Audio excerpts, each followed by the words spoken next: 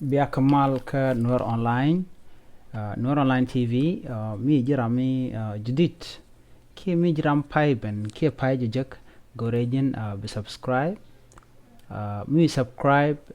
bi rinding content ba non ka katungnat be ken shukaji en raja banalat ke jan gwasam kan turbiality ti ki ten content kwa char kwa lat ka ke chaka wang neiti chirojek ka gadiang ngayen la char na kule jen manu ka nyiro ke char jongle ke kuchimi ko de char la jen bor be kuchime kan turbialen ko ne char ya ka tin kwa pin kwa ga letet cha tene di chika wang ka ngai ko ne char we gwalon ko char ba benika akobo jen ka akobo benika gambela ki ethiopia en namo cha turbiel ka cha wang ne ti chirojek en gwasami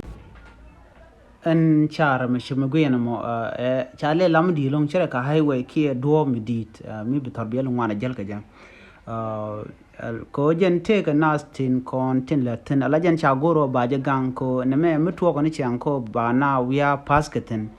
ko jen ngwas mi ngai kon to te kam win te be jelong kanire kon tin let la ja gore de ka gang na mo kum balle de lon ko do de je gang gang ngai kon tam